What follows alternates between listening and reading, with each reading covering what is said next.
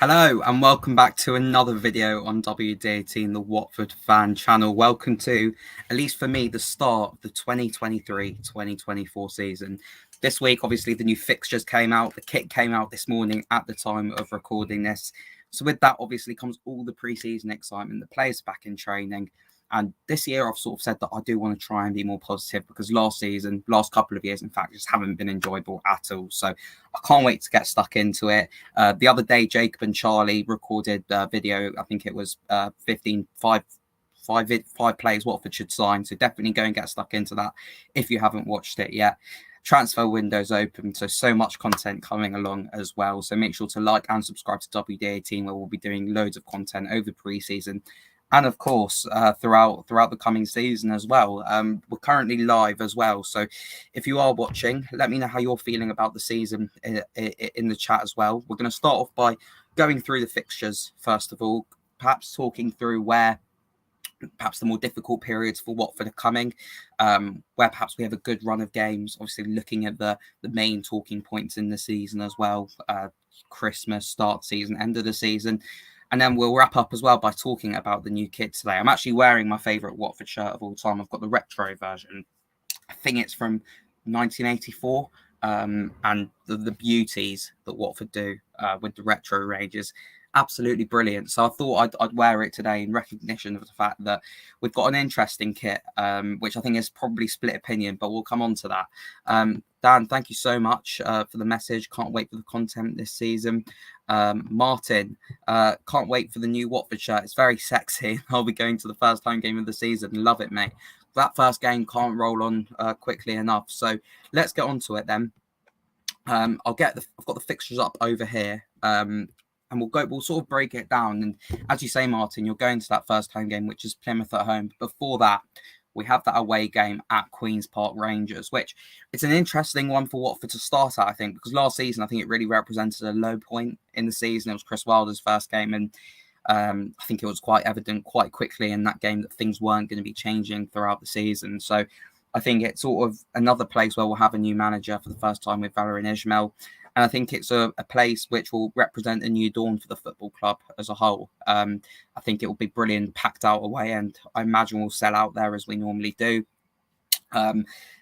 The sun should be shining, let's hope, new kit. So definitely plenty to be excited about on the first day. Obviously, QPR as well will be wanting to sort of prove something because last season was a really difficult one for them as well. Gareth Ainsworth would have had a whole pre-season. He's bringing in more of his start from Wycombe. So it's a really difficult game, but I think it's definitely a really good start in terms of an away day as well in the summer. A few drinks in London beforehand, then heading up to Loftus Road. So that should be a good one. Before we then host Plymouth, who I think, obviously had a brilliant season last year, getting promoted from League One. I'll come on to who I think the dark horses are for this season in a bit. But I think it's a really kind start, actually, at home, before we also have Stoke away and Blackburn at home. And I genuinely think, right, obviously, we have no idea how Watford are going to be lining up next season with the starting 11. We sort of know the style of play, obviously, but we'll know a lot more about that in pre-season. We've still got a lot of signings to make. Rumours are Tom Ince and Callum Styles as well are really, really close to signing, so they should be really good additions, I think, at least. Let me know what you think in the comments about those two. But I think those four games in particular, QPR, Plymouth, Stoke, Blackburn, I think we could be targeting quite a few points from that. And I think in the Championship, obviously, it's a big season. And we saw Nottingham Forest a few years ago start really badly, then went on a mental run and ended up getting promoted. Obviously, last season, Middlesbrough as well managed to get a playoff place. But I think the earlier you get points on the board, the bigger a statement you can make, and you want to be in and around it throughout the season as a whole. So I think as well as what Wookie says here, Wookie Cookie, you don't want a newly promoted side away early doors, so Gladys at home. Yeah, I 100% agree with you. I think Plymouth away, I would have gone, that's a lot more difficult than Plymouth at home. Obviously, it will be a tough game. All four of these are tough games, but I think we can definitely be targeting a lot of points. However, in September, I think is when we see our first sort of really difficult run of games, September and early October as well, because Coventry away, really difficult game. I can't imagine they're going to keep hold of Victor Gyökeres, but obviously lost in the playoff final last season. Really good recruitment strategy there. Great manager in Mark Robbins. And while we drew 2-2 there last season, I think we could have easily lost that game, although the season was a bit dead for us at that point. So that'll be our first, I think, really, really tough game. Birmingham at home should be 3 points for me at least. But then after that, this run here, West Brom at home, Leeds away, Middlesbrough at home, Sunderland away. That's really, really tough, I think. And it's not a set of games that you in particular want. In a row, if that makes sense. Particularly, I think, in the space 2 away games in a row, Leeds away and Sunderland away, that is really, really tough. So if we are going to go up this season, if we are going to be at the right end of the table, it's the sort of game that we are going to have to win ultimately. And it's the fact that it is so early in the season, I think, will allow us to really put a marker on the league and really make an early statement. Jim talking about the first 6 games, they all look winnable, but lastly, we lost most of them. Well, this is what I was saying as well, though, that I think this is a start of a new dawn for Watford. I think hopefully an identity change with Ismail. It looks like we're really backing him. And I hope that last season was just so negative, and it looked like at points we're just never going to win again. It looked like we weren't going to score at some points even. So I think this year, hopefully we can put last season behind us. And while they look winnable, let's actually translate that into wins.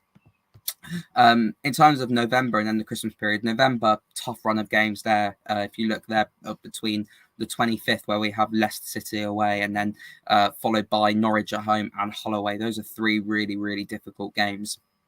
Like I say again, if we are going to go up, you have to make a marker in these sorts of games. It'll be good to go back down to Leicester as well. I really like the King Power Stadium. Hull last year was a really difficult one. Ozan Tufan, I think it was, scoring the winner.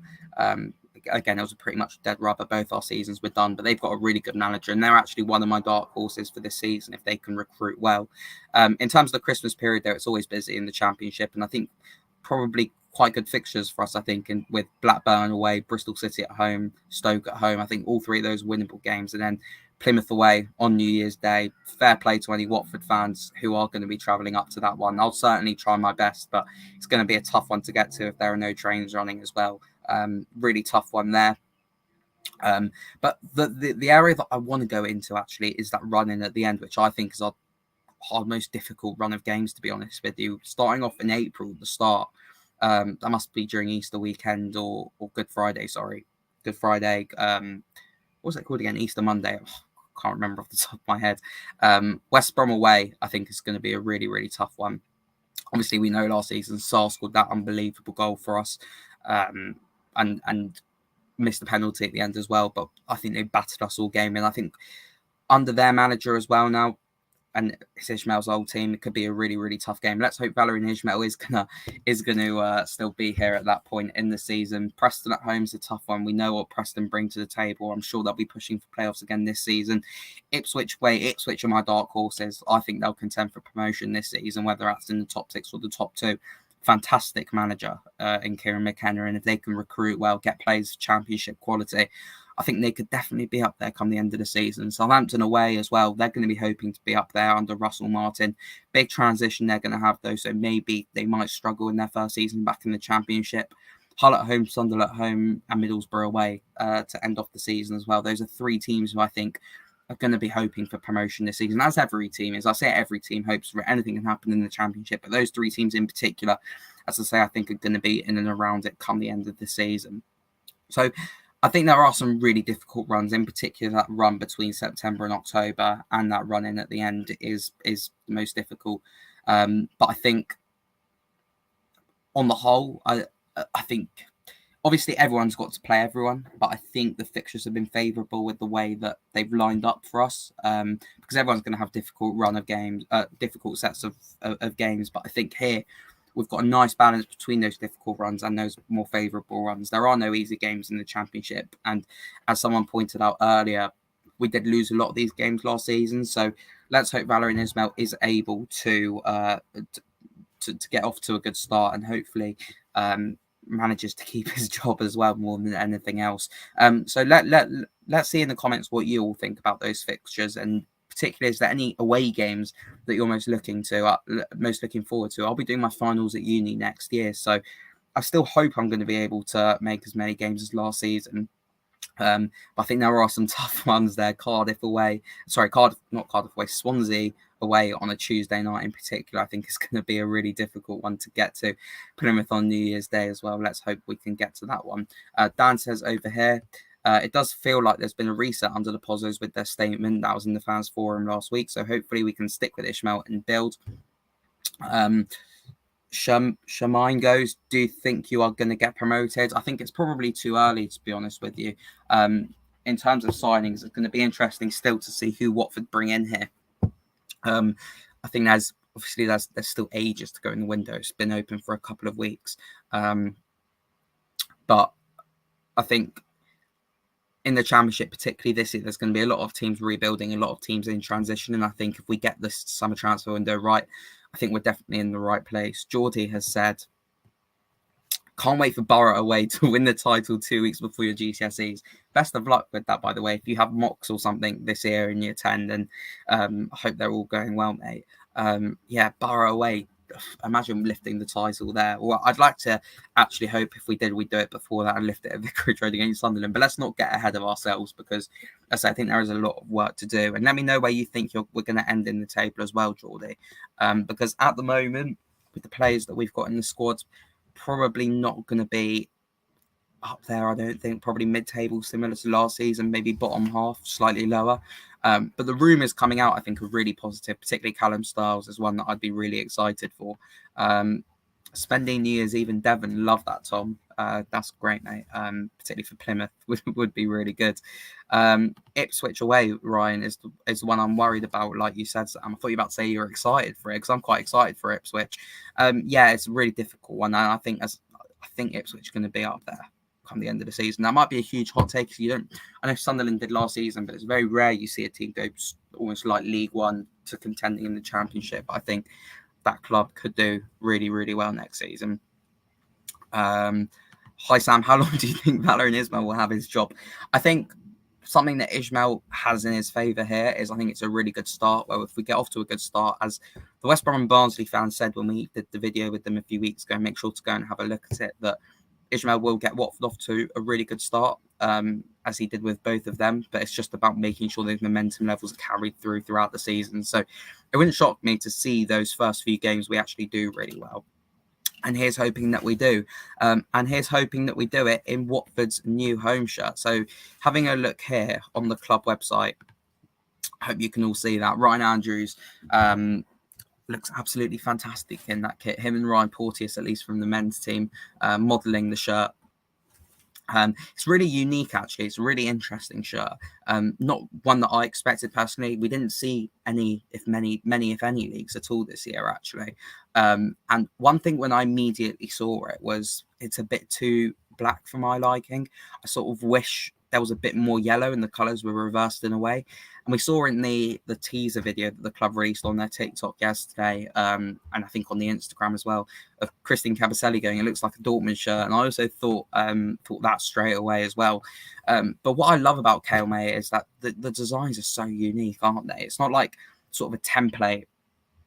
It's not like a template shirt that we had with Adidas over the years. Perhaps some of those shirts were lovely, by the way. The 18-19 shirt where we got to the FA Cup final was a fantastic kit. But I quite like, again, how it's unique. It's a bit like their first season one where you had this, the different stripes and different shades going across the shirt. So it's really, really nice. Obviously, a new sponsor as well, Mr. Q. But the big thing for me is the football club did announce that the shirt next year will be available to buy without the sponsor, even in the adult shirts, which I think is brilliant. And fair play to Mr. Q as well, the company, if they had to agree to that. So really, really good. And I think I'll definitely be buying it without the sponsor on.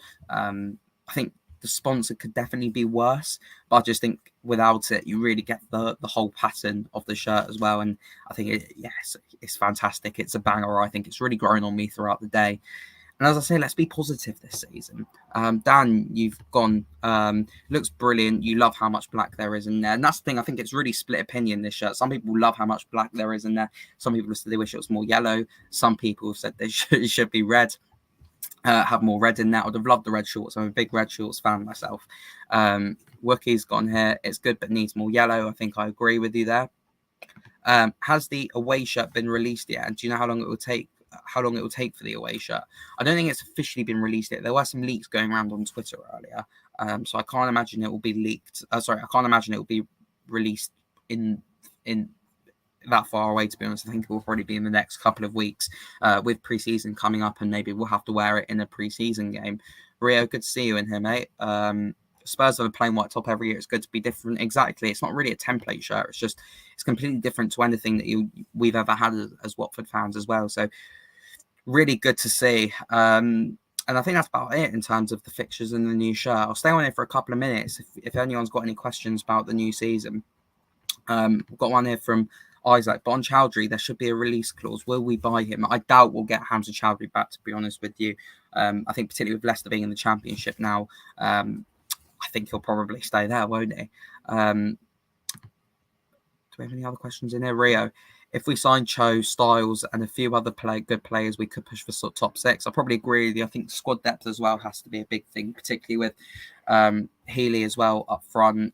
The injury record does worry me a bit. So I do hope that we do recruit in the squad as a whole. What positions do we need? I'd probably say a goalkeeper, but by the sounds of it, we probably won't be replacing Dan Backman. I think probably another centre-half. A left-back, I think, is really important because James Morris is the only one we've got at the moment, not including Ken Sammer, who can fill in there. I think a couple of centre-mids, a couple of wingers, and another striker, to be honest with you. So I think we're probably looking at 7 or 8 more signings, to be honest. Do I think Sarr will go? Hungbo needs to start for me. Joe Hungbo is an interesting one because I think it's a big season for him, and it's good to see that he seems really up for it. But it still wouldn't shock me as well, by the way, if Huddersfield come in with an offer. Neil Warnock's obviously staying there. I think he could go there, to be honest.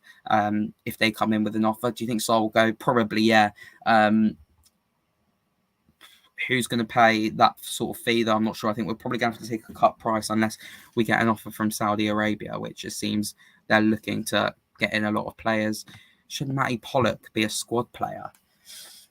I'd quite like to see Pollock giving us a chance to start, to be honest with you, but maybe easing him in there will be a good idea. Obviously, Stephen and Joanne in the Carabao Cup might be a good opportunity. Would we play a 3-4-1-2, 3-4-3, a lack of wingers for the latter? We'll be doing a video close to the time in terms of our favoured starting 11s. Charlie is the expert with tactical things like this, so Charlie will be able to answer it as well. He knows a lot more about Valérien Ismaël's style than me too. Fabian says Ken Sammer needs to start, and with that, I think Ken Sammer's definitely got a stake to start. I think he's always really hardworking. But with that, wrap up today's video. Just a quick one to break down the fixtures a bit and go through the new shirt. It's absolute, and whenever I present a video, it's absolutely exhausting. And I always think fair play to Jacob, who has to do this every video. But yeah, good. Thank you everyone who tuned in today. Make sire to like and subscribe to WD18. 2023-24 has started. Make sure to look out for all of our content on all of our socials. We'll bring you the latest transfer rumours as well. And we'll see you all soon. Update all nets.